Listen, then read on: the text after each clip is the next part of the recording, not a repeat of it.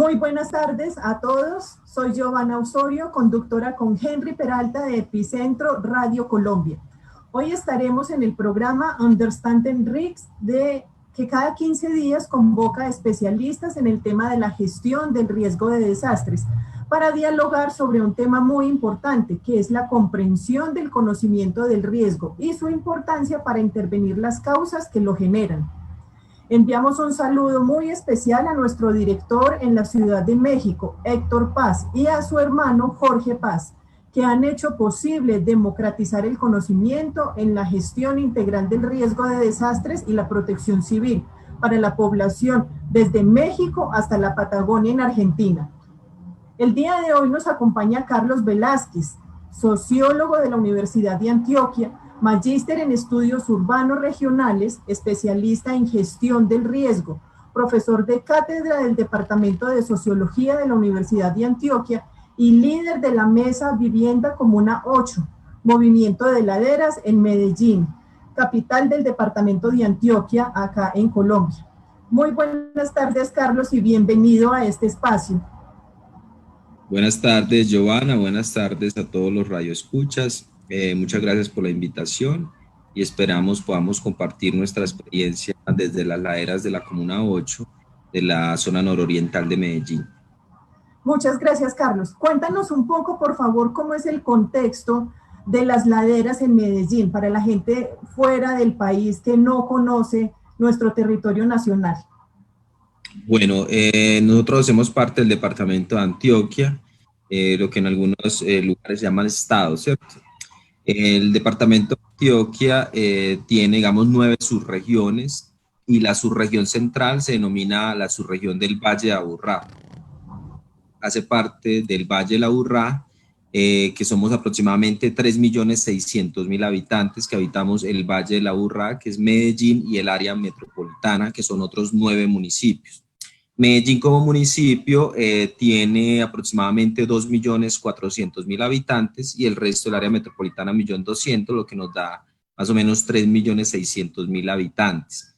El valle, digamos, la parte baja del valle está aproximadamente a 1.550 metros sobre el nivel del mar, y en las partes altas, digamos, donde nosotros habitamos las laderas, estamos aproximadamente en la cota 1.900, 2.000, 2.100 metros sobre el nivel del mar. Es decir, estamos en la parte alta de la montaña, principalmente pues de la ladera nororiental, ¿cierto? Nororiental de Medellín. Medellín tiene 16 comunas y 5 corregimientos. Esta es la división, digamos, político-administrativa del municipio, y nosotros, digamos, tenemos incidencia como en la ladera nororiental, lo que la administración municipal denomina el área de intervención estratégica del borde urbano-rural nororiental, el cual hace parte de la Comuna 1, parte alta, la Comuna 3, parte alta, y la Comuna 8, parte alta, donde yo vivo, que es en el barrio del Faro, en el borde urbano-rural de la Comuna 8, parte alta. Digamos que, ¿cuál es la característica de este borde urbano-rural nororiental? Somos aproximadamente 17 barrios reconocidos por la municipalidad, pero que existen aproximadamente 32, 34 procesos organizativos de base que se llaman las juntas de acción comunal o la asociación de moradores, digamos, para el caso brasileño. Entonces, hay 34, digamos, unidades político-administrativas populares y 17 reconocidas por la institucionalidad, por el Departamento Administrativo de Planeación. En este área encontramos aproximadamente el 60% de las zonas con condición de riesgo por movimiento en masa de la ciudad, es decir, donde se concentran las problemáticas de riesgo es en este borde urbano-rural. Además de eso, donde se concentra la población víctima del conflicto social y armado, migrantes rurales que han venido llegando hasta la era en diferentes momentos. La primera oleada se dio entre la década de los 50 y 60 en el periodo de la violencia. La segunda oleada se dio más o menos en los 80s, y una tercera oleada, digamos, que es fruto, digamos, de toda esa violencia frente al inicio o con la consolidación del paramilitarismo en Antioquia y en Colombia, entre el 95 y el 2005 se da como esa tercera oleada, que es básicamente los asentamientos que hoy nosotros trabajamos, son fundados entre el 95 y el 2005 o un poco más recientes, pero digamos ese proceso de poblamiento de las laderas se da a partir de procesos de autoconstrucción. autoconstrucción tanto de la vivienda como autoconstrucción del hábitat popular. Pero esos ejercicios de autoconstrucción, digamos, se han hecho de forma espontánea. Han habido algunas experiencias de autoconstrucción asistida, que fue el programa de mejoramiento integral de barrios subnormales de Medellín, PRIMED, que se desarrolló entre el 93 y 99, pero el resto, la autoconstrucción ha sido, digamos, propia. Esto ha generado, digamos, algunas dificultades en torno a cómo nos apropiamos de la ladera, de cómo nos apropiamos del territorio, y ha generado algunas dificultades en términos de la ocupación de áreas estratégicas a nivel ambiental, como las cuencas de las quebradas, o, digamos, áreas de interés ambiental, como las zonas de reserva, o, digamos, en esa transición del borde urbano-rural. Y eso ha hecho que inevitablemente se ocupen lo que se denominan las zonas de alto riesgo o zonas de alto costo, que también es una discusión que también vamos a desarrollar en este programa. También, digamos, en estas zonas se concentran los índices de pobreza. En el borde urbano-rural nororiental, digamos, donde se concentra la mayor población, digamos, en condición de vulnerabilidad. El último estudio que salió esta semana de Medellín, ¿Cómo vamos?, determinó que el 25%, oiga esto, el 25% de las familias de Medellín no están consumiendo las 3 comidas diarias, es decir, están consumiendo 1 o 2 comidas diarias, y la mayoría de estas familias se concentra en este borde urbano-rural. ¿Qué pasa con el tema del riesgo? El tema del riesgo, por eso, no termina estando en la agenda de las comunidades y de las poblaciones como en el primer lugar, porque primero está el tema del hambre, está el tema del reclutamiento forzado, está el tema de la falta de empleo. Entonces, digamos que en términos de un análisis más integral del riesgo, no del riesgo geológico o hidrogeológico, que a veces es lo que se enfocan, digamos, los enfoques de los departamentos administrativos para la gestión de riesgo de desastres, o, digamos, las unidades nacionales de gestión de riesgo. Entonces, digamos, para las comunidades del borde hay otros riesgos previos al riesgo geológico. Entonces, primero está el riesgo de morirme de hambre, de no tener con qué comer, de no poder ir a la escuela porque no tengo acceso a internet, de no tener agua potable, y ya luego sí viene el riesgo geológico. Entonces, digamos, un papel que hemos cumplido las organizaciones, los diferentes colectivos que nos hemos venido pensando este tema de la gestión de riesgo, es pensar una gestión integral que contemple también, obviamente, la gestión del riesgo de desastres. Muchas gracias, Carlos. Y es fundamental en cualquier ejercicio que se hable de gestión del riesgo de desastres conocer el contexto, conocer el escenario, conocer todos los actores que están allí en el contexto. Y precisamente teniendo en cuenta lo que nos comentas, la característica de estos asentamientos que se han ido conformando allí, que es gente que llega desplazada por condiciones difíciles de violencia, de pobreza extrema en otros sitios, y llegan a estas zonas, no conocen los escenarios de riesgo. ¿Cómo empezar a trabajar con ellos y decirles, ustedes vienen de una situación muy difícil, pero vienen a ubicarse acá en otro escenario que tampoco es el más favorable? ¿Cómo empieza toda esta dinámica y por qué es importante conocer el riesgo? Muy bien, digamos que hay 2 formas de acercarse a esta situación. Una, digamos, a nivel normativo e institucional. Entonces tenemos 2 instrumentos muy concretos que prácticamente los 2 van, o tienen un horizonte de sentido al 2030. En el caso de Medellín, existe el Plan de Ordenamiento Territorial, digamos, la figura en términos brasileños sería como el plano de uso del suelo, y el plan de ordenamiento territorial define las políticas, define las líneas de intervención, digamos, estratégicas para el territorio. Y el plan de ordenamiento territorial tiene una clasificación para este tipo de territorios. Entonces está la clasificación de zonas con condición de riesgo y zonas de alto riesgo no recuperable. ¿Qué implican estas 2 categorías? Las zonas con condición de riesgo son zonas que necesitan realizar estudios microzonificados a una escala de 1 en 2000, porque el plan de ordenamiento trabaja en una escala de 1 en 10.000. Entonces, lo que plantea el POT es que las zonas con condición de riesgo deben realizarse estudios microzonificados. En el caso de la Comuna 8 es una lucha que hemos venido dando desde el 2013, la operación Sirirí la llamamos nosotros. ¿Cuál es la operación Siriri? Es el pajarito que está pique, pique, pique, pique hasta que logra su objetivo. Entonces, las organizaciones de la Comuna 8 empezamos pique, pique, pique, pique, y hoy somos la comuna, la primera comuna de Medellín que tiene el 98% de las zonas con condición de riesgo estudiadas, cosa que es un ejemplo para Medellín, incluso para Colombia, porque logramos a partir, digamos, de recursos públicos y recursos de presupuesto participativo lograr esos ejercicios de microzonificación. ¿Qué pasa con esos ejercicios? Nos definen realmente cuáles son las familias que están en riesgo. Y la otra categoría son las zonas de alto riesgo no recuperable, que allí ni siquiera se pueden hacer estudios. ¿Por qué son zonas de alto riesgo no recuperable? Porque ya han ocurrido eventos de desastre, sea por movimiento en masa, por ejemplo, el gran movimiento en masa que tuvimos en 1987 en el barrio Villatina, acá en Comuna 8, donde murieron aproximadamente 500 personas, de los desastres de movimientos en masa más grandes de América Latina en 1987, y donde han habido incendios de cobertura vegetal, inundaciones, avenidas torrenciales. Entonces, en aquellas zonas donde ya han ocurrido eventos, se denominan zonas de alto riesgo no mitigable. Entonces, eso en cuanto al plan de ordenamiento territorial. El segundo, digamos, instrumento tiene que ver con el Plan Municipal para la Gestión de Riesgo de Desastres, que está también hasta el 2030. Entonces, el Plan Municipal para la Gestión de Riesgo de Desastres define 6 fenómenos amenazantes.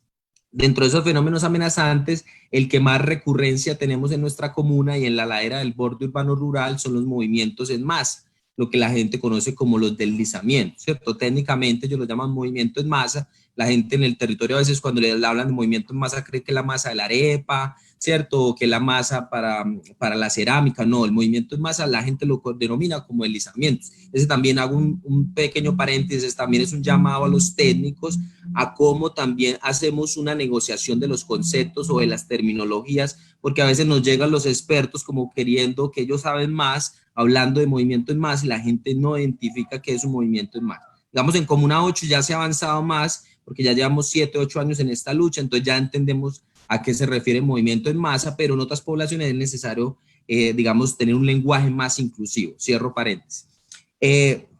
Y en el caso, digamos, del escenario más catastrófico se identificó el sismo, ¿cierto? La ciudad de Medellín con un sismo de más de 7.5 grados en la escala de Richter prácticamente queda en el piso del 60 al 70% de la ciudad, y los que más vamos a sufrir somos el borde urbano rural nororiental. Esta área, digamos, de la ladera es, digamos, en términos de la ecuación de riesgo, la que mayor fragilidad presenta, o lo que algunos técnicos han denominado la vulnerabilidad física referente a la construcción de las viviendas, porque, digamos, las técnicas constructivas a veces no han sido las más eficaces, digámoslo así.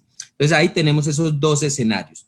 Pero la gente que llega no va a entender que existe un plan municipal, que existe un plan de ordenamiento territorial, porque la necesidad es la vivienda, y la gente llega a Medellín gestionando un riesgo. Ojo con eso, la gente llega al territorio gestionando un riesgo. ¿Cuál riesgo? ¿Cómo así, Carlos, que la gente llega gestionando riesgo? Sí, llega gestionando el riesgo de que quiere salvar su vida porque un actor armado en un territorio rural le dijo: tienes 24 horas, tienes 48 horas o tienes 72 horas para abandonar el territorio. Hago paréntesis, muchos de estos territorios coinciden con la implementación de megaproyectos, como los megaproyectos de minería, los megaproyectos de hidroeléctricas, y muchos llegan a habitar la periferia. Entonces, gestionando un riesgo, que es el riesgo de perder su vida y la de su familia, llegan a la ciudad sin saber que están llegando a habitar un territorio muy frágil, ¿cierto? Que tiene una vulnerabilidad ambiental bastante grande, porque, digamos, las zonas de ladera pues no son propicias para la construcción, ¿cierto? Entonces, eso hay que tenerlo en cuenta.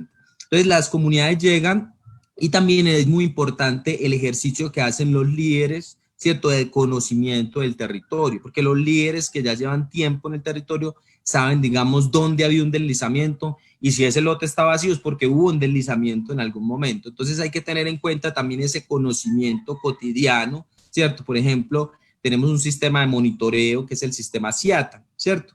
Pero también las comunidades, por ejemplo, en mi barrio sabemos que va a llover en el barrio solamente sí, solo sí, cuando vienen las aguas, digamos, desde la parte rural del corregimiento de Santa Elena en el oriente, que las aguas del occidente no van a entrar a esta cuenca. Entonces no tenemos que preocuparnos cuando llueve en el occidente, porque las aguas del occidente no entran a la cuenca de la quebrada Santa Elena, que es la cuenca en la que nosotros vivimos. Entonces también es una mezcla de conocimientos y prácticas cotidianas que hay que tenerse en cuenta al momento, digamos, de ocupar y de construir socialmente un territorio.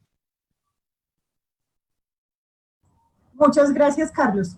Si bien es cierto, hay unas inversiones importantes por parte del Estado en cuanto a los estudios, a la microzonificación, a todas estas variables, pero ¿cuáles consideras que deben ser las formas para seguir cerrando esas brechas del conocimiento y el diálogo institucional y la comunidad? Bueno, nosotros partimos de, como dice el dicho, del dicho al hecho hay mucho trecho.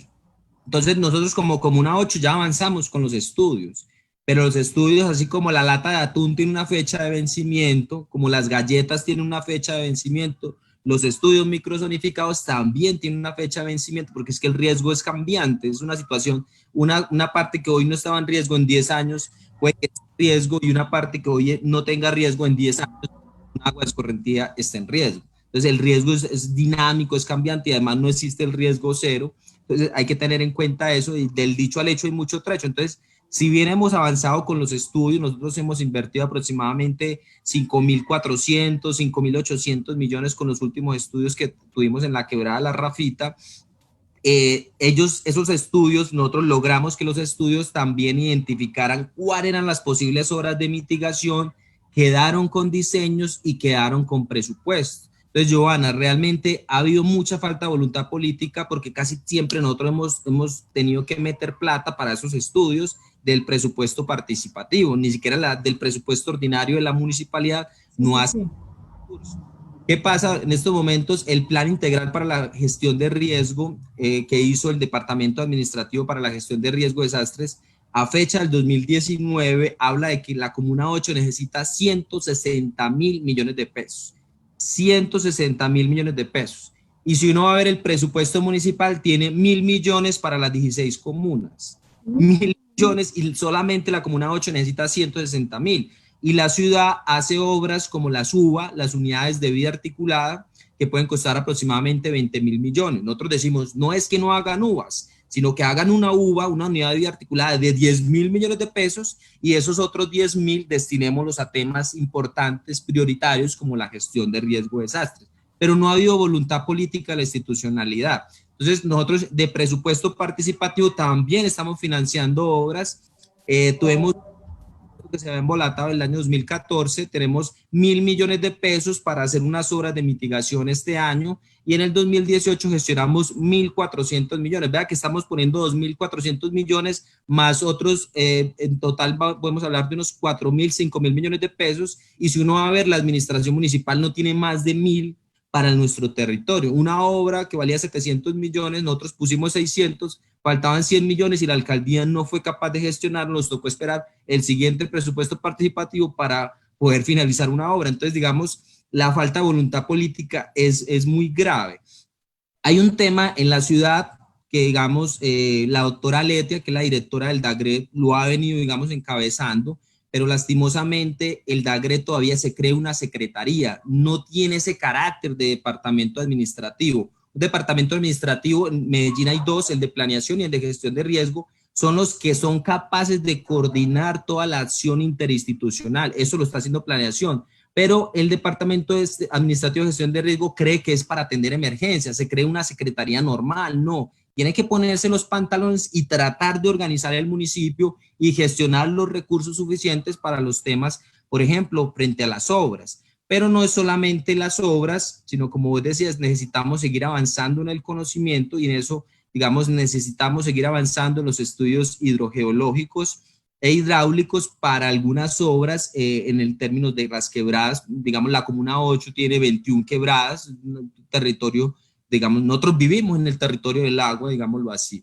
Entonces, la conclusión que yo hago frente a este tema es falta de voluntad política. Técnicamente hemos avanzado, hemos hecho alianzas con diferentes universidades, la Universidad Nacional de Colombia, actualmente tenemos un contacto con la Universidad de Antioquia, hemos hecho ejercicios con la Universidad de Columbia, con el London College, con el Instituto Tecnológico de Massachusetts, con dos universidades de Escocia, que es la Universidad Heriot-Watt y la Universidad de Edimburgo. Tenemos propuestas técnicas, propuestas políticas, pero hace falta voluntad en términos de ejecutar lo que ya tanto se ha planeado y lo que tanto se ha pensado para el territorio.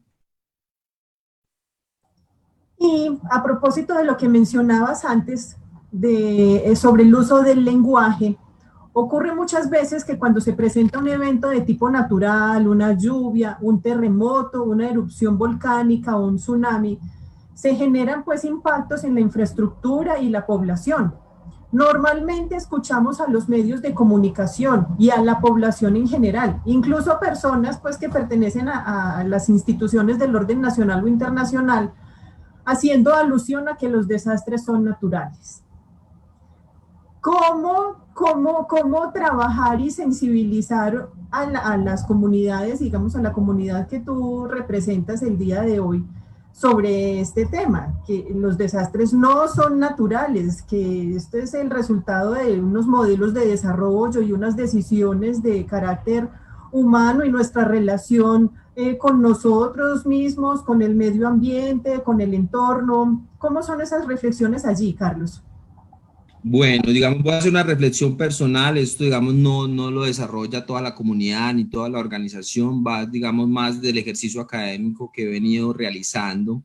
Y es que todavía, digamos, hay un pensamiento muy hidalgo, ¿cierto? De la periodo de la conquista, del periodo de la colonización española y portuguesa en América Latina, que tiene que ver con ese pensamiento hidalgo, extraer los recursos, de ver a Latinoamérica como una máquina de recursos, ese tropicalismo, pero el proyecto de ellos está en otro lugar, ¿cierto? En ese momento en Europa, en este momento el proyecto puede estar en los Estados Unidos, en Miami, la burguesía criolla viviendo en Miami, entonces ve digamos, América Latina como una despensa donde puede sacar agua, minerales, oro, y la gente también es otro recurso que se puede explotar. Entonces todavía tenemos una mentalidad muy hidalga, ¿cierto? Y del periodo de la conquista y de la colonización española y portuguesa. Entonces eso hace que la burguesía local genere muchas dinámicas de daño de los recursos naturales. Y realmente lo que estamos viendo son desastres socionaturales. Es totalmente una falacia plantear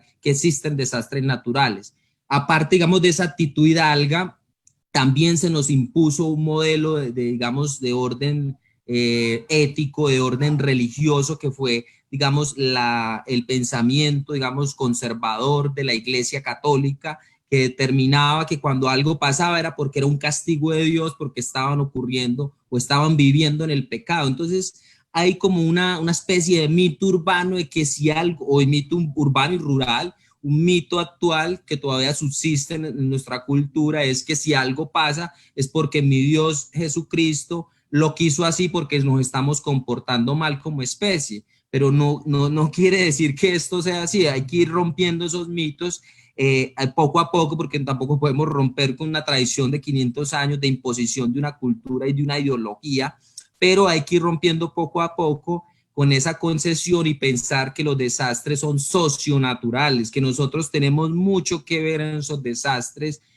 por ejemplo, con el tema de la tala de árboles, que se pierde una cobertura vegetal y eso es lo que más está produciendo hoy, digamos, los movimientos en masa en nuestra ladera. Estamos talando los pocos árboles que hay, estamos invadiendo el territorio de la quebrada, porque es que nosotros hablamos del derecho al territorio como de los humanos, pero también hay que hablar del derecho al territorio que tiene el agua. El agua hay que respetarle la casa, así como nosotros queremos que nos respeten nuestra casa, nosotros tenemos que respetar el territorio del agua, ¿cierto? Y a veces es una concertación que no pasa necesariamente una concertación con el Estado, sino una concertación con la naturaleza. Hoy hay un enfoque de sistemas basados en la naturaleza, obras de bioingeniería, que es importante, digamos, irlos explorando, pero yo creo que sí, hablar de desastres naturales es quedarnos todavía en el siglo XX, siglo XVIII, siglo XIX, donde se empezaron a configurar estos temas de riesgo y se creía en ese momento que sí eran desastres naturales, pero la ciencia, los avances que hemos tenido en términos de la gestión de riesgos son demasiado importantes para quedarnos hablando en eso. Y los medios de comunicación han cumplido un papel, digamos, grave en este sentido. Yo creo que el tema de la comunicación, de la gestión de riesgo, es un tema que poco se ha abordado en América Latina, que poco se ha abordado en Medellín, que poco se ha abordado en Antioquia, y uno todavía sigue viendo los titulares desastres naturales, son cosas que no deberían ser así. Entonces, hace falta, digamos, tener una mayor cultura, no solamente de la ladera, sino de toda la ciudad, una cultura política que nos permita convivir con el riesgo, porque vuelvo, insisto, no existe el riesgo cero. Tenemos que convivir con el riesgo y el IPCC, digamos, de cambio climático, el Instituto Internacional de Cambio Climático ha venido planteando que aquí al 2030 los eventos hidrometeorológicos extremos, para que la gente lo entienda, los aguaceros, ni el berraco que se nos vienen, una cantidad de agua, o sea, va a llover en una hora o en 2 horas lo que llovía en 2 meses o en mes y medio, que fue lo que vimos con el desastre del barrio del Pacífico el año pasado acá en Comuna 8, que más tarde les voy a comentar un poco esa situación.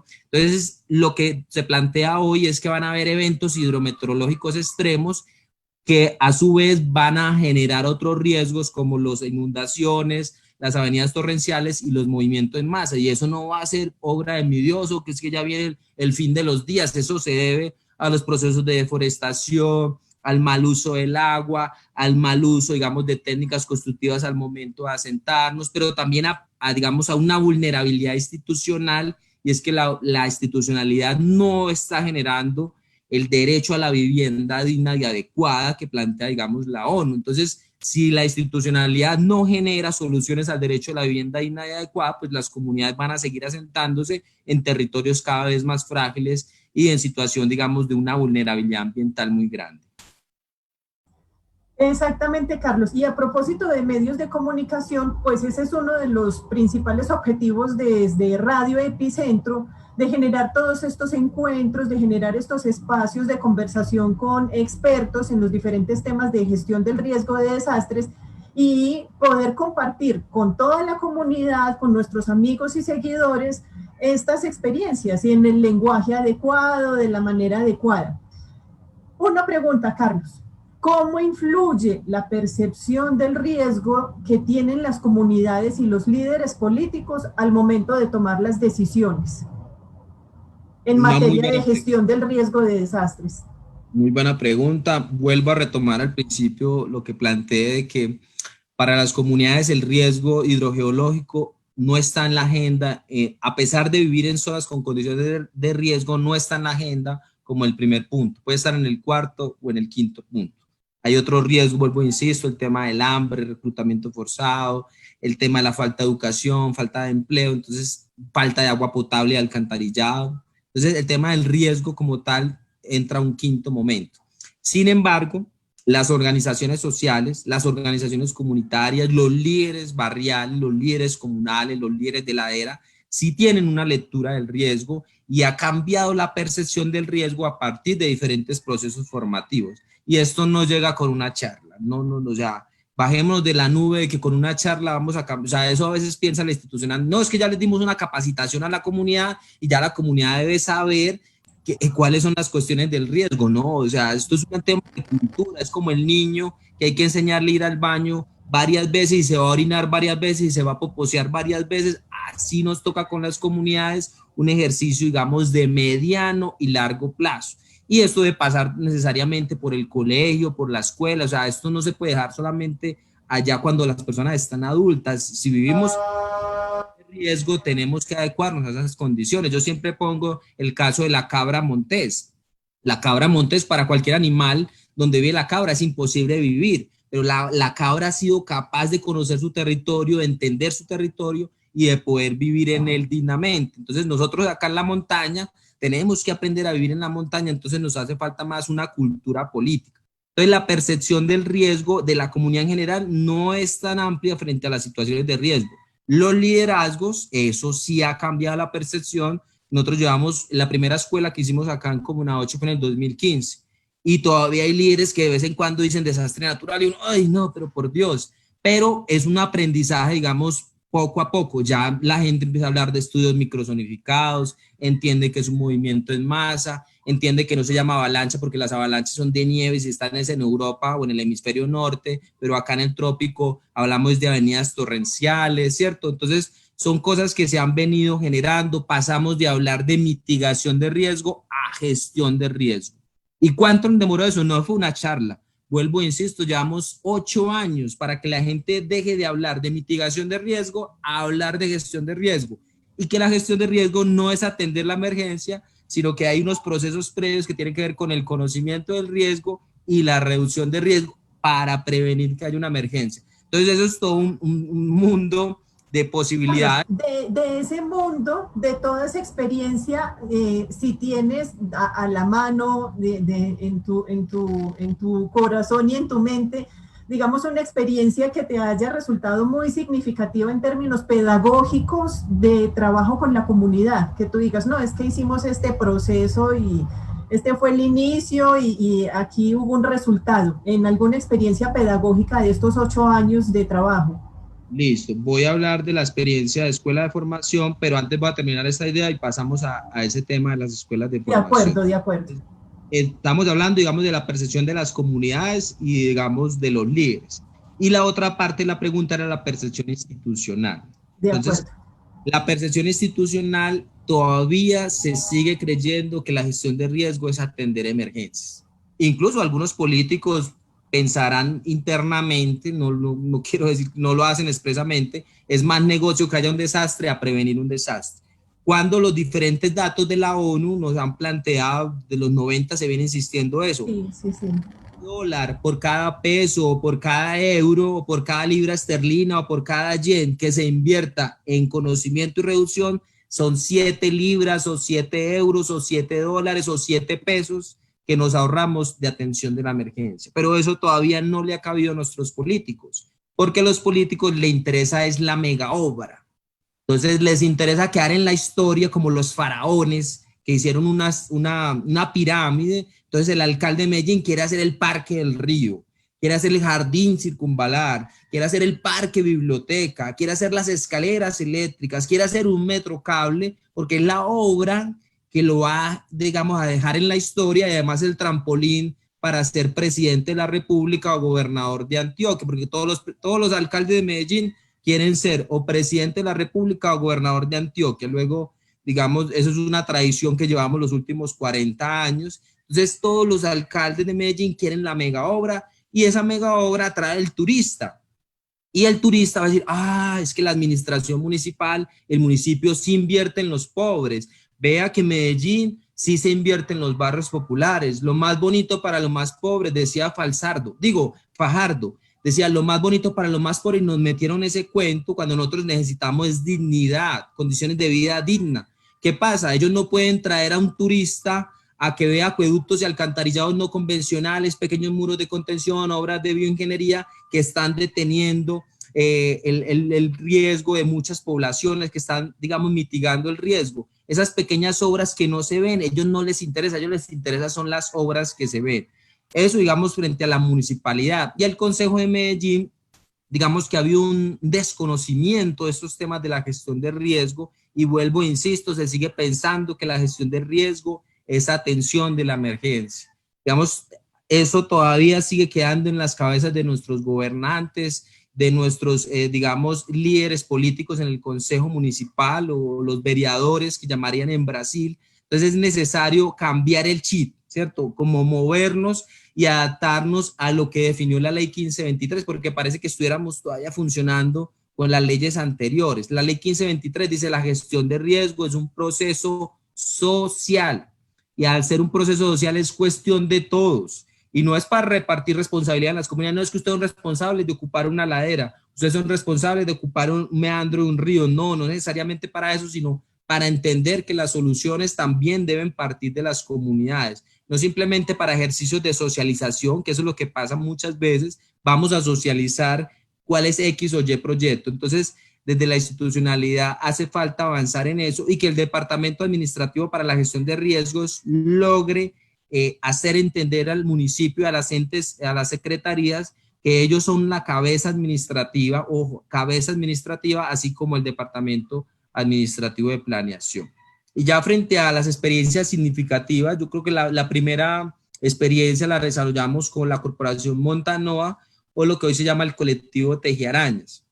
Algo muy bonito que se planteó ahí es entender un enfoque alternativo que más, ellos nos contaban, más que todo ha sido trabajado por comunidades indígenas, principalmente del Perú y de Bolivia, que tiene que ver con el enfoque de la gestión comunitaria del riesgo. Acá en Colombia se ha trabajado más en el norte del Cauca, específicamente el Consejo Regional Indígena del Cauca y la ASIN, la Asociación de Cabildos Indígenas del Norte del Cauca, que tiene un enfoque para trabajar la gestión comunitaria del riesgo, que vuelvo, insisto, no es solamente riesgo geológico, sino también es el riesgo de ser líder, porque en Colombia tenemos riesgo de ser líderes, de ser asesinados, ahí hay un riesgo que hay que evaluar permanentemente. Las organizaciones deben hacer gestión no solamente de que nos caiga la montaña, sino que también llegue un grupo armado y desplace a la gente. Eso también hay que tenerlo en cuenta en una evaluación de riesgo o un escenario de riesgo, como llaman los técnicos. Entonces, una experiencia bonita fue esa, donde empezamos a conocer ese enfoque de la gestión comunitaria del riesgo.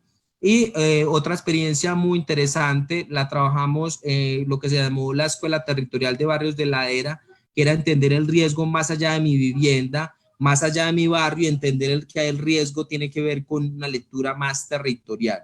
Y la última experiencia de escuela se desarrolló en el barrio El Pacífico, en la parte alta acá de la Comuna 8, yo vivo en El Faro, el barrio El Pacífico son 2 barrios acá contiguos, luego sigue Altos de la Torre y luego sigue El Pacífico. El barrio El Pacífico sufrió una avenida torrencial el 18 de septiembre del año pasado. Nosotros ahí teníamos un plan barrial de gestión de riesgo, que es una experiencia muy bonita porque lo formulamos nosotros como organizaciones, la Mesa de Vivienda, Tejiarañas, y en articulación con una universidad local que es el Colegio Mayor de Antioquia. Entre todos desarrollamos un plan barrial de gestión de riesgo, un plan comunitario de gestión de riesgos. Somos 3 barrios, de los 34 barrios que tenemos en Comuna 8, 3 barrios tenemos este plan barrial, y gracias, digamos, a esa dinámica fue que esta avenida torrencial dejó 0 heridos y 0 víctimas mortales, 0 muertes en el Pacífico. Hay que felicitar a la gente del barrio El Pacífico porque ese ejercicio de organización, ese ejercicio de formación nos permitió saber cómo atender una emergencia. Pero el plan que teníamos era un plan de conocimiento y reducción. Entonces se nos abrió un tercer enfoque que plantea la ley 1523, que es digamos, el enfoque de la atención de la emergencia o el manejo de la emergencia. Entonces ahí fue muy bonito porque en el marco de la emergencia logramos solicitar a la institucionalidad la formulación participativa del plan de atención y recuperación. El plan de atención y recuperación se hizo de forma participativa, es el primer plan de recuperación que se hace de forma participativa en la ciudad, ¿cierto? Después de la ley 1523 que da en el año 2012. Entonces yo creo que esto es una experiencia muy bonita y logramos montar un escenario que es un escenario de diálogo, de concertación entre la institucionalidad y la comunidad, que se llama la MAR, la Mesa de Atención y Recuperación MAR El Pacífico. Yo creo que es una experiencia muy exitosa que es necesario ponerle el ojo, y dentro de la MAR planteamos 3 objetivos. Uno era complementar los estudios. ¿Por qué? Porque cuando se hace el análisis del riesgo, ¿cierto? Ya no era el escenario de riesgo, sino el escenario del desastre, ¿cierto? Necesitamos saber qué pasó en la avenida torrencial. Entonces, eso normalmente se hace a ojímetro, ¿cierto? Lo que nosotros llamamos a ojímetro o una inspección visual. Entonces llegan los ingenieros, hacen una inspección visual, hacen unas recomendaciones de evacuación, pero nosotros dijimos, no, el primer objetivo de la mesa es complementar ese estudio, que tengamos realmente un estudio técnico-científico. Y se logró gestionar 450 millones para la realización de un estudio hidrogeológico e hidráulico de la quebrada La Rafita, que fue la que produjo la avenida torrencial. Inicialmente iban a salir 52 familias, con el estudio se determinó que realizando una serie de obras solamente salen 10. Esto nos alegra demasiado porque son 44 familias que no van a perder su arraigo territorial, son 44 familias que van a continuar en nuestro territorio, que es, digamos, nuestra lucha por la permanencia en el territorio. Entonces eso es un gran logro. El segundo elemento fue la formulación participativa. Logramos que la institucionalidad creyera en nosotros, porque a veces hay una desconfianza, cree que las comunidades no sabemos de riesgo, cree que las comunidades no sabemos de la gestión de riesgo, y realmente sí sabemos de la gestión de riesgo. Entonces este segundo objetivo de la Mesa de Atención y Recuperación fue esa formulación participativa. Hago un paréntesis ahí, si bien, digamos, este plan de acción específico lo denomina la institucionalidad, tiene 3 ejes, ellos solamente han trabajado 2, atención y recuperación temprana, pero la ley 1523 habla de un tercer subproceso, que es la recuperación para el desarrollo, y ahí es donde, digamos, está la gran lucha que ahora tenemos en la Mesa de Atención y Recuperación, es atención chuleado, digamos que fue una atención buena, responsable, concertada, entonces chuleado.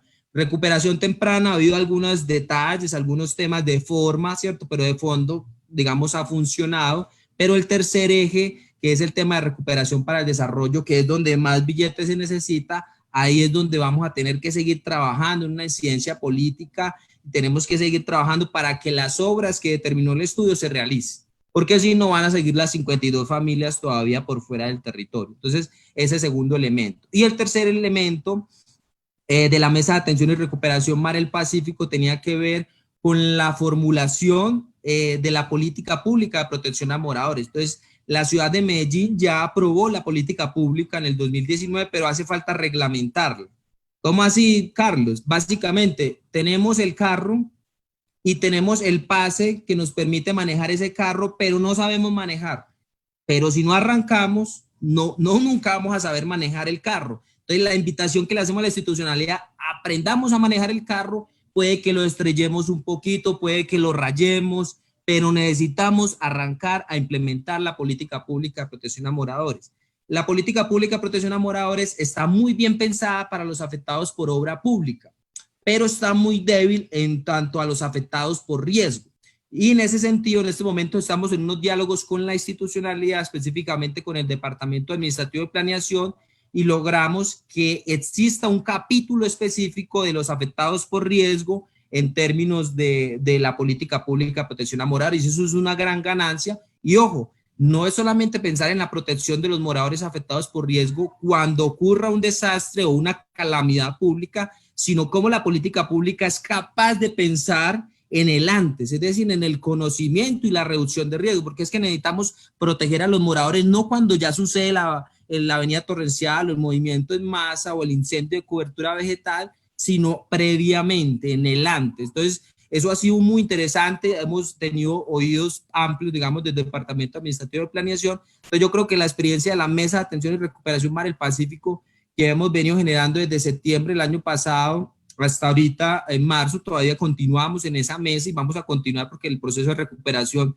consideramos puede durar 12, 3 años, hasta que las familias queden en igual o mejores condiciones, la mesa no se puede levantar, ¿cierto? Entonces creo que los 3 objetivos que teníamos inicialmente en la mesa, hemos logrado avanzar y hemos dado pistas. Nosotros inicialmente hablábamos de que la Mesa de Atención y Recuperación se convirtiera en prueba piloto, no se logró, pero se ha logrado de que se involucre el capítulo específico de afectados por riesgo en dicha política de protección a moradores. Muchísimas gracias, Carlos, por compartirnos todas estas experiencias. Un cordial saludo para toda la gente que se ha estado conectando a lo largo de nuestro programa el día de hoy. Un saludo para todos los representantes de Epicentro en todos los diferentes países. En la tarde de hoy nos acompaña Carlos Velázquez, líder de la Mesa Vivienda Común 8 del Movimiento de Laderas de Medellín, Antioquia. Carlos, ¿cómo crees que la valoración integral de los saberes populares de los distintos grupos humanos deben ser siempre, deben ocupar siempre un papel fundamental a la hora de tomar decisiones en los diálogos con la institucionalidad? Es decir, esto debería de dejar de ser algo exótico, que lo hagan de vez en cuando, que lo hagan únicamente para tomarse la foto, ¿cierto? Que suele suceder en nuestros territorios en Latinoamérica, sino que realmente sea un conocimiento tan válido como todos los demás.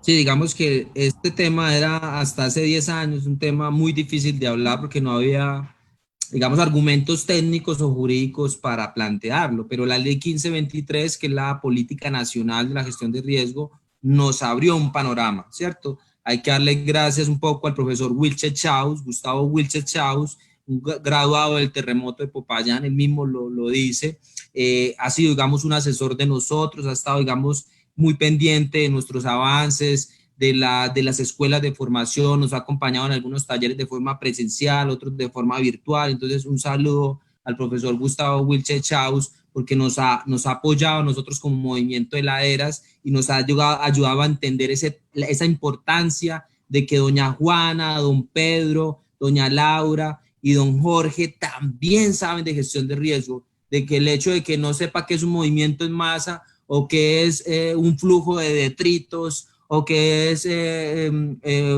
nanotecnología, pues una serie de conceptos, ¿cierto? Que el escarpe. Entonces, a veces esos conceptos técnicos como que sacan a mucha gente de la discusión y a la gente se siente con miedo de hablar en las reuniones. Entonces, un logro que hemos tenido es decir, necesitamos lenguajes más transversales, más horizontales, para que tanto el técnico nos entienda como a nosotros también hacernos entender del técnico, ¿cierto? Es un lenguaje de ida y vuelta. Entre comillas, las organizaciones hemos fungido en esa, digamos, labor de traducción, ¿cierto? Una especie de traducción, porque a veces son como dos lenguajes que a veces no son difíciles de entender. Entonces, las organizaciones hemos, cuando el flujo de detritos, el técnico, decirle, hey, técnico, por favor explíquenos qué es un flujo de detritos. Ah, un flujo de detritos es una masa que es al 60% o rocas, arena, palos y un 40% agua. Ah, eso es diferente. Hablemosle a la gente de que la quebrada se creció y que el 60%, es decir, que si tenemos un salón, 6 veces este salón es de masa y 40% de este salón es de agua. Cosas que hay que, digamos, hacerla entender. Digamos que nosotros hemos reivindicado la gestión comunitaria de riesgos, agradecerle al colectivo Tejearañas, porque, digamos, ha sido muy importante este entendimiento de la gestión comunitaria de riesgos, que nosotros también, digamos, hemos venido gestionando riesgos y seguiremos gestionando riesgos. Entonces, por un lado va la gestión comunitaria de riesgos y por otro lado está la gestión de riesgo de desastres. La gestión comunitaria, la que desarrollamos nosotros, independientemente, tienen que respetarnos ese proceso, y la gestión, digamos, institucional o la gestión de riesgo de desastres. ¿Qué pasa en estos momentos? Es necesario que la gestión comunitaria y la gestión de riesgo empecemos a juntarla. Empecemos a juntarla y a empezar a hablar de lo que hablaba Giovanna, de la gestión integral de riesgo. Y en este momento estamos apenas empezando unos diálogos con la Universidad de Edimburgo, la Universidad Heriot-Watt de Escocia y como mesa de vivienda y el Departamento de Gestión de Riesgo de AGRED, y estamos tratando de empezar a formular un plan con los elementos de la gestión comunitaria y los elementos de la gestión de riesgo para lograr un plan de gestión integral de riesgo, que se acepten nuestros conocimientos y que se acepten los conocimientos de la institucionalidad. Digamos, ¿cuál ha sido el tema candente? Es el tema de las desconfianzas, Giovanni. Hay desconfianzas entre los actores y no son desconfianzas, digamos, de ahora, son desconfianzas históricas, ¿cierto? De la misma configuración del Estado. Y es que hay una desconfianza de la gente en el Estado. La gente no cree en el Estado, la gente no cree en la alcaldía porque ha habido muchas promesas incumplidas, ¿cierto? Entonces hay una desconfianza de las comunidades hacia el Estado, de que el Estado incumple, de que el Estado desaloja, de que el Estado me quita mi casa, de que el Estado no me pone servicios, de que el Estado me quiere sacar del territorio. Entonces hay una desconfianza en ese sentido, pero también hay una desconfianza de la institucionalidad hacia las comunidades y sus organizaciones. Hay una desconfianza y creen que nosotros no somos capaces de hacer gestión de riesgo, creen que nosotros somos menos en la gestión de riesgo, incluso a veces internamente dentro del departamento de gestión de riesgos, los técnicos están acá y los sociales acá. Imagínense, si los técnicos del DAGRE están acá y los sociales acá, nosotros estamos, ni siquiera aparecemos en el mapa de la gestión de riesgo. Entonces, es necesario que incluso dentro de la misma DAGRE estén al mismo nivel los técnicos y los sociales y que las comunidades también están al mismo nivel. No es quien sepa más de gestión de riesgo, porque a veces es que, yo estuve en tal parte en Centroamérica, yo estuve en tal parte, estuve en tal terremoto, entonces yo soy el putas de Aguadas y en un líder comunitario no le creo nada, ¿no? Es que cada uno tiene su especialidad.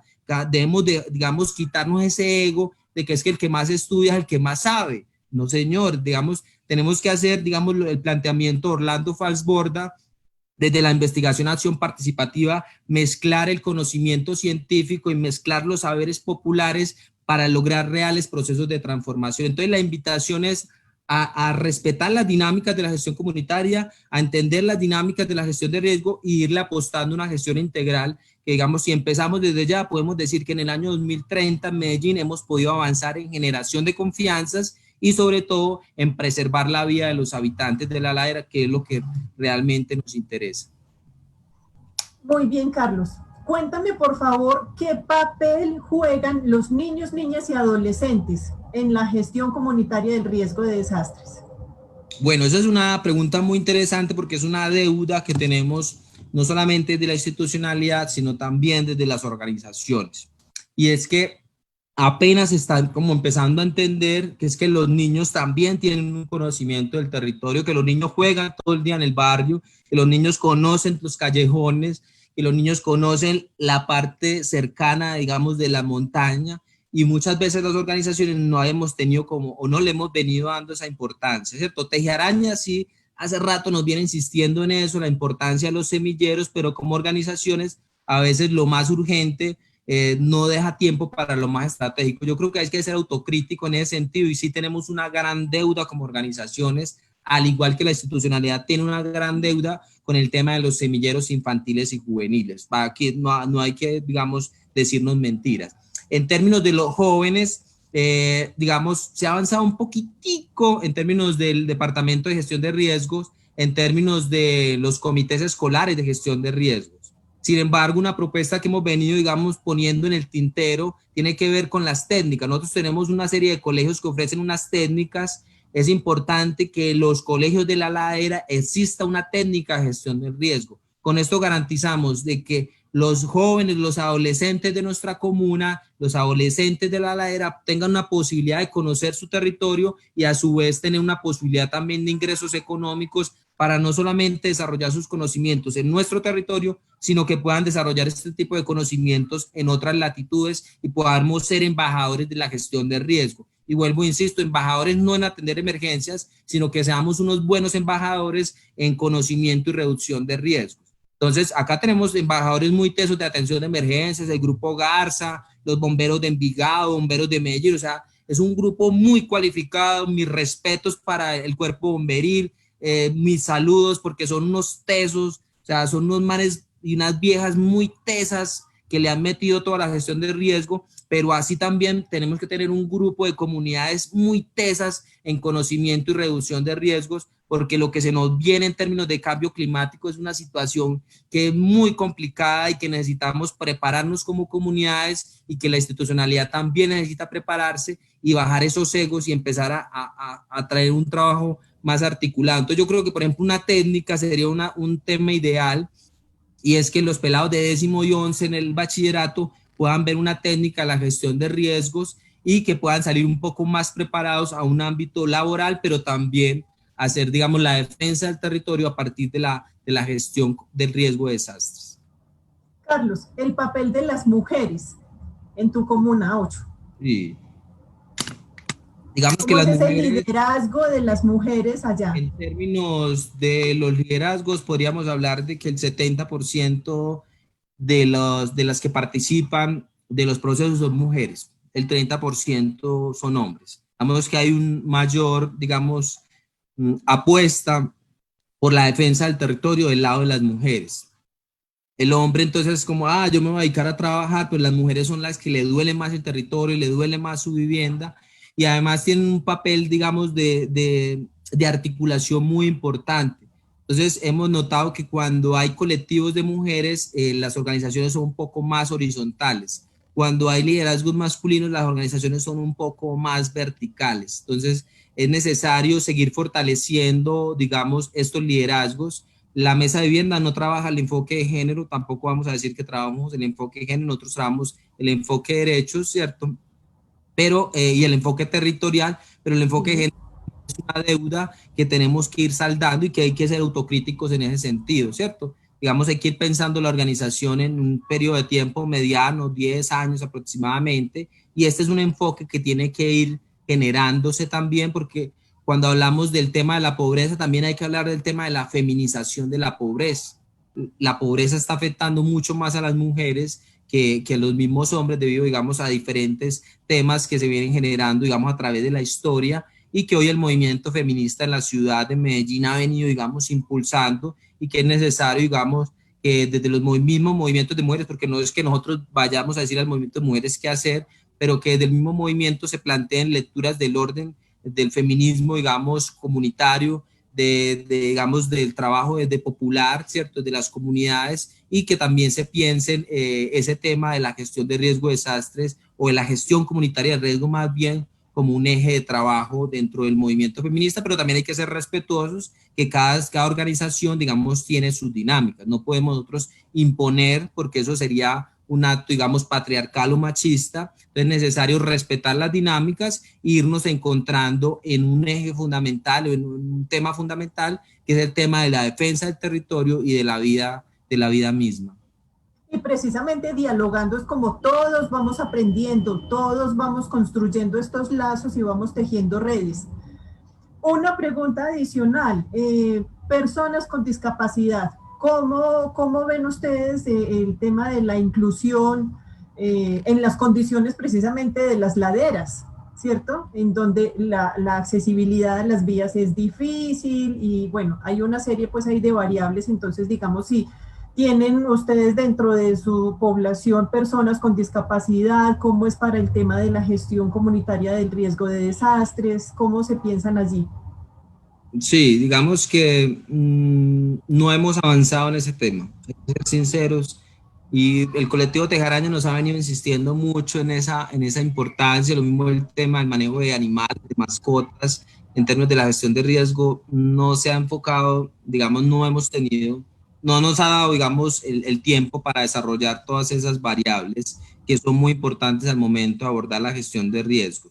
Los que sí han avanzado son los comités comunitarios de gestión de riesgo, digamos que desde la institucionalidad el tema de la participación en gestión de riesgos se tiene a partir de esa figura, los comités comunitarios de gestión de riesgos que anteriormente llamaban los comités barriales de emergencia.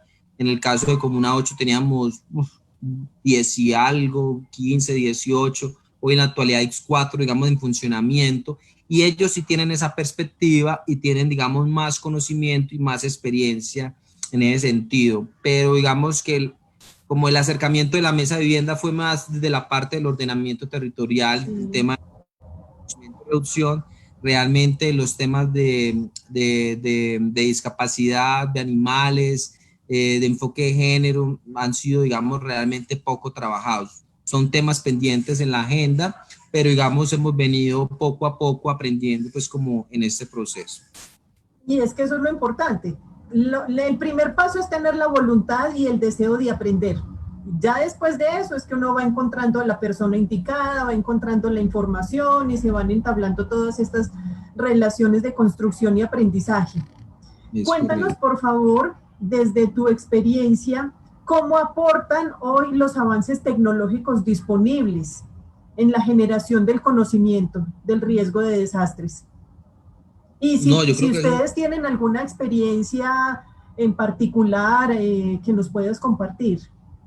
No, ese es un tema fundamental. Nosotros hemos venido insistiendo, nosotros tenemos un sistema muy importante que es el sistema de alertas tempranas del Valle de la Aburrá, es el CIATA. El CIATA, digamos, ha avanzado mucho en términos del monitoreo de la calidad del aire, en términos de algunas monitoreo de quebradas. El CIATA, digamos, es una alianza entre el área metropolitana del Valle de Aburrá, EPM y la alcaldía de Medellín. Sin embargo, tenemos, digamos, debilidades en términos del monitoreo de laderas, el monitoreo de movimiento en masa, ¿cierto? Hay debilidades y hay que reconocerlo y hay que planteárselo abiertamente a la institucionalidad, se los hemos hecho saber. Por ejemplo, necesitamos la densificación de la red de monitoreo, ¿cierto? Ellos insisten de que hay un radar que tiene, digamos, alcance hasta más de 100 municipios, 80 municipios de Antioquia, el radar está acá en el corregimiento de Santa Elena, pues cercano, pero necesitamos, digamos, avanzar en temas de estaciones pluviométricas para identificar cuál es la cantidad de lluvia que está teniendo. Por ejemplo, en la Mesa de Atención y Recuperación del Pacífico, eso fue un logro. Logramos instalar en la parte media alta de la cuenca un pluviómetro y una cámara para hacer monitoreo luego del desastre. Pero lastimosamente luego los desastres es que vienen este tipo de medidas. Nosotros veníamos insistiendo en la densificación de la red de monitoreo desde hace mucho tiempo. Nosotros tenemos una experiencia, la ciudad tiene una experiencia, el departamento tiene una experiencia de lo que pasó en Hidroituango. Hidroituango, digamos, es una hidroeléctrica que en este momento está finalizando, digamos, su construcción y tuvo, digamos, unos problemas de riesgo asociados a movimiento en masa. Y una gran parte del embalse, de la zona cercana al embalse, se vino, bueno, hay una serie de tecnologías que se aplicaron allí, que es un tema de monitoreo de laderas a partir de acelerógrafos, inclinómetros. Bueno, de eso no soy como muy experto, pero hay monitoreo 24/7 de las laderas del embalse para prevenir deslizamiento. Entonces, hay tecnologías para saber que de acuerdo a cierta cantidad de milímetros de agua lluvia, pues es más propenso que una zona sufra deslizamiento. Entonces, así como en Hidroituango se aplicó esa tecnología, nosotros planteemos la misma tecnología en las laderas de Medellín y generemos un sistema de alerta temprana, un SAT de movimiento en masa en el borde urbano rural. Hagamos, si quiere, la prueba piloto en Comuna 8 y que la gente empiece a identificar que cuando llueve cierta cantidad se puede generar una alarma y se puede generar, digamos, una prevención de vida. Yo creo que hay tecnologías, pero lastimosamente falta voluntad política, y la voluntad política se traduce en dinero para invertir en sistemas de alerta temprana. Entonces, digamos, sería mucho más barato invertir en buenos sistemas de alerta temprana, buenas rutas de evacuación, hacer una preparación previa a cualquier desastre. Digo que eso es una deuda de la institucionalidad, y hay diferentes académicos que en la ciudad han venido planteando. En la actualidad hay un proyecto muy bonito, que es el proyecto InfoRIS, que se realiza con una universidad alemana. Pues ahí, entre comillas, abro un paréntesis, pues ahí se nos está poniendo una tecnología alemana en monitoreo, cuando acá en Medellín y en Colombia tenemos muchas tecnologías de monitoreo también. No soy como experto en el tema, pero sé que hay gente que ha venido estudiando el tema. Cierro paréntesis. A pesar de eso, creo que es un muy buen proyecto, es un proyecto de monitoreo de ladera. InfoRIS, donde está universidades locales, está la Universidad Alemana, están organizaciones y está el DAGRED, y se involucraron en algunas secretarías de infraestructura, bueno, hay otras, creo que medio ambiente, bueno, no me acuerdo bien, pero es un proyecto, digamos, muy bonito que se está desarrollando en la Comuna 3, en el barrio Bello Oriente. Sería muy interesante también, digamos, hacer ese tipo de ejercicio. Digamos que ese ejercicio de Comuna 3 y los que hemos desarrollado en Comuna 8 son ejercicios muy importantes en términos de ese conocimiento del riesgo en las áreas de Medellín. Muchas gracias, Carlos. Para finalizar, ¿por qué es fundamental incorporar a las comunidades en la gestión del riesgo de desastres de una manera integral? ¿Y cómo invitar a las entidades del orden local, departamental, nacional, no solo en Colombia, sino en Latinoamérica, en todos los rincones donde nos ven, a este diálogo, a generar estos diálogos con las comunidades? Pues hay, ¿quién más para conocer el territorio que el que lo habita?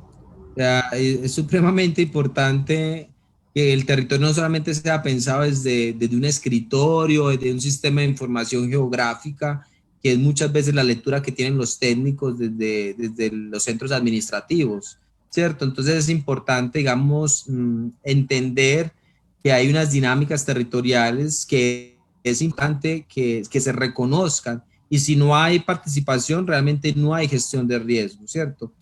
No puede haber una gestión integral de riesgo sin tener en cuenta a las comunidades y sus organizaciones, porque vuelvo, insisto, el tema de las percepciones cambia entre la comunidad y las organizaciones, porque como lo plantea el profe Alfonso Torres, las organizaciones han logrado avanzar en términos de generar una cultura política y una lectura territorial un poco más crítica, autocrítica y, digamos, en términos de propuestas, ¿cierto? Entonces, a veces la organización es capaz de pensar en colectivo, a veces la comunidad, cuando se habla de comunidad, eso es todo mundo, y la gente puede pensar en mi casa y me importa un berraco, como dice el dicho, las gallinas de arriba cagan las de abajo. Entonces yo mitigo mi riesgo y me importa que de ahí para abajo el riesgo continúe, pero es que yo soy el que me salvo, y de malas mi vecino que no mitigó su riesgo, ¿cierto? Entonces yo creo que también es importante entender el papel que cumplen las organizaciones sociales, las organizaciones comunitarias de base, porque ahí radica, digamos, un conocimiento muy importante, que es importante tenerlo en cuenta al momento de fundamentar lo que los expertos llaman la línea base. Entonces, la línea base, a veces parece que la línea base estuviera en los textos, cuando hay un conocimiento que a veces no se ha sistematizado, sino que es un conocimiento del territorio de forma verbal, presencial, y que no se tiene en cuenta a veces en la creación o en la construcción de los escenarios de riesgo o en los escenarios de desastre. Y creo que es necesario, digamos, quitar esos egos de los técnicos, de quién sabe más. Yo creo que ese es un llamado de atención, no solamente para Medellín, para Colombia, de quién sabe más de riesgo, sino aquí lo que importa son la protección de las vidas humanas, ¿cierto? Y aquel líder que no estudió, ¿cierto? Que no fue una academia, pero que lleva 40 años en el territorio, sabe por dónde pasaba la quebrada hace 15 años, que procesos de invasión, procesos de ocupación hicieron que la quebrada se corriera, que sabe que cuando llueve de cierta parte afecta más a ciertas familias, que los vientos vienen de tal parte y por eso tal sector del barrio donde más se levantan los techos, que la caída de roca se presenta más en este sector. Entonces yo creo que es importante y necesario, más que importante, necesario hablar de una gestión integral e involucrar los conocimientos y los saberes comunitarios, los saberes populares al momento de hacer una lectura y un proceso de intervención en gestión de riesgo. Muchas gracias, Carlos. Realmente esta ha sido una conversación muy enriquecedora. Estoy segura que para todos quienes nos acompañan la tarde de hoy también ha sido de grandes aprendizajes. ¿Tienes redes para que podamos consultar todas estas experiencias de la Comuna 8, de Movimiento de Laderas? Seguramente las personas van a estar interesadas en leer un poco más y conocer sobre sus procesos.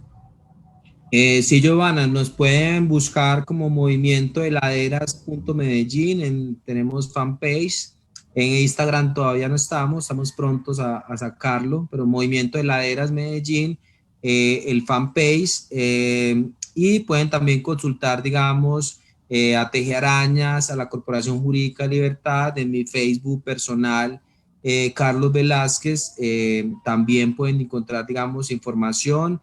Hay también un ISU de Movimiento de Laderas, allí también hay unos textos en el ISU de Movimiento de Laderas, y digamos a través pues de Twitter, no me sé, digamos de Laderas es el Twitter, pero también apenas estamos como en ese camino.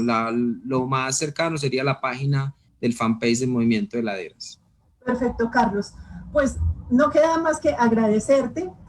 Agradecería a todas las personas que nos acompañaron la tarde de hoy, un fuerte abrazo en todos los países y pues Carlos, muchísimas gracias por haber aceptado esta invitación, muchísimas gracias por compartirnos todas tus experiencias y todo este conocimiento.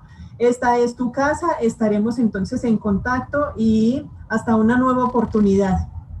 No, si gracias. Un mensaje final, saludar a tus amigos, a tu familia, a tu barrio. Adelante. No, muchas gracias, Giovanna, por la invitación. Muy importante este tipo de escenarios porque nos permiten avanzar en conocer el riesgo, ¿cierto? Conocer las percepciones de riesgo de los diferentes actores y por brindar escenarios no solamente, digamos, del orden técnico, sino también desde el orden social y popular, ¿cierto? Entonces yo creo que eso es bastante importante, ¿no? Pues agradecer también al Movimiento de Laderas, que digamos ha sido un ejercicio de articulación que llevamos menos de un año, un añito apenas. Somos un movimiento muy nuevo, pero que es importante seguir avanzando en remar en este tema de la gestión de riesgo, en seguir avanzando en construir conocimientos y nuestra gran apuesta que es la vida digna en los territorios. Entonces un saludo a todos los líderes y las lideresas que nos acompañan y que día a día, digamos, dan su vida, día a día dan sus conocimientos para que esta cuestión avance. Entonces hay, digamos, una fábula muy bonita que trajo una amiga desde el sur, desde el Putumayo, que tiene que ver con la fábula del colibrí, ¿cierto? Entonces estaba quemando la selva, todos los animales obviamente salen a correr después del incendio en la selva, y había un animal muy curioso que era el colibrí que iba y venía, estaba con los que corrían y volvía al incendio y llevaba agua, y el león le pregunta, colibrí, ¿usted para qué está llevando el agua si no va a lograr nada? Y el colibrí dice, esa es mi tarea. Puede que se esté quemando este país, puede que se esté quemando esta ciudad, pero seguiremos los líderes en resistencia y apostando a una vida digna en el territorio. Así es, y todos tenemos esa importante labor. Esto es Conociendo el Riesgo desde Radio Epicentro Colombia hasta una nueva oportunidad. Muchísimas gracias, Carlos. Hasta pronto. Bueno.